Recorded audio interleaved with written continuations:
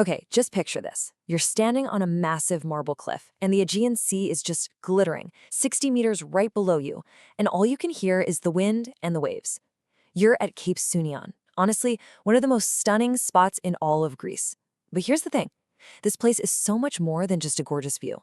It's actually the key to understanding how ancient Athens became this incredible superpower. So yeah, let's get into it. I mean, for centuries, this place has just completely captured people's imaginations. You've got the poet Lord Byron, right? He was so taken with it, he didn't just write these incredible lines about it. The legend is he actually carved his name on one of the pillars. It's just one of those spots, you know? It's soaked in romance and myth, like nature itself set the stage for something epic. But way, way before the poet showed up, Sounion was the backdrop for one of Athens' biggest, most foundational tragedies. The story goes that this is where King Aegeus stood, just staring out at the sea, waiting for his son Theseus to come back. Theseus had gone off to Crete to kill the Minotaur, and he promised his dad he'd change his ship's black sail to a white one if he was successful. Well, in all the excitement of his victory, he totally forgot. So Aegeus sees the black sail on the horizon, thinks his son is dead, and in his grief throws himself right off these cliffs. And that's how the Aegean Sea got its name. Wow. And what's so wild is just how resilient this place is. I mean, people were worshiping here all the way back in the 7th century BCE. The first temple they built, it got completely destroyed by the Persians in 480 BCE.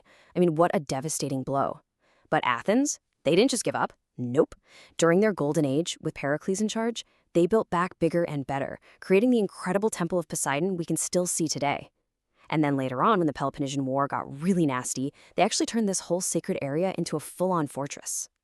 Now, try to put yourself in the shoes of an ancient sailor. You've been at sea for weeks, maybe months.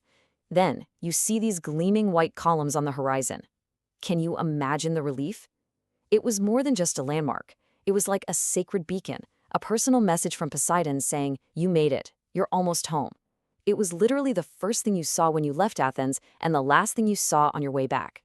Okay, but the whole sacred beacon thing, it kind of hides a much more practical, even ruthless purpose. See, this remote cape held the keys to not one, but two of the most critical parts of the entire Athenian Empire, and they were hiding in plain sight. So you gotta ask, right? Why would Athens pour so much money and manpower into fortifying this random, windswept piece of land? It definitely wasn't just to protect the temple. The real value of Sounion was all about what it was guarding. And here's the reveal. It had this incredible dual purpose. First off, as a military fortress, it protected the shipping lanes. And not just any shipping lanes, the ones bringing grain into Athens. You cut that off, the city literally starves. But, and this is the big one, it also stood guard over the nearby Laurion Hills.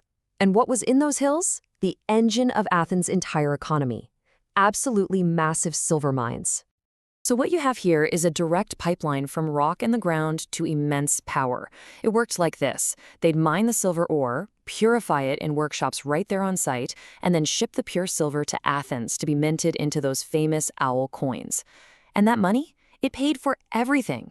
We're talking the Parthenon, the plays of Sophocles, and most importantly, the massive navy that turned Athens into a superpower. Sounion was protecting the very source of all that wealth. But for the Athenians, this place wasn't just, a cape with a temple and a mine. It was a core piece of their whole political system. It had a very specific and honestly revolutionary identity.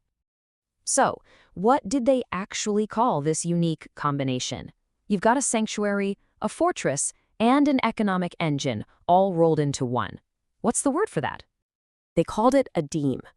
And the easiest way to think of a deme is like a township, or maybe a county. Back in 508 BCE, this guy Cleisthenes came up with this idea to organize the whole region of Attica into these units. And the deme became the absolute fundamental building block of their democracy. It was everything.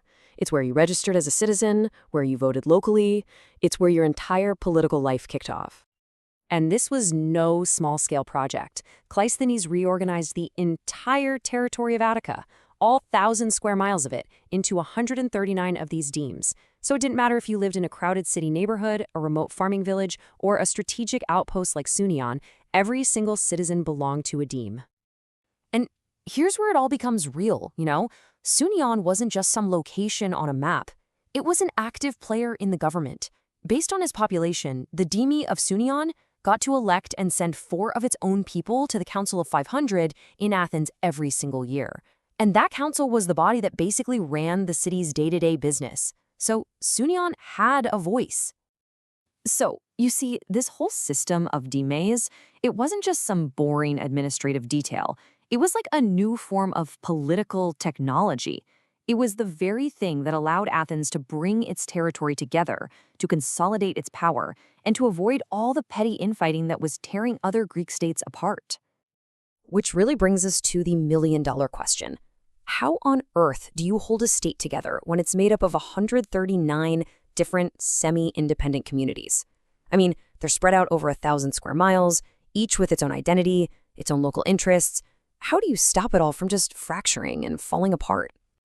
Well, the answer was just an absolutely ingenious balancing act. On one hand, the demes got real autonomy. They ran their own local meetings, elected their own officials, managed their own business. But, and this is the key, the central government in Athens held all the ultimate trump cards.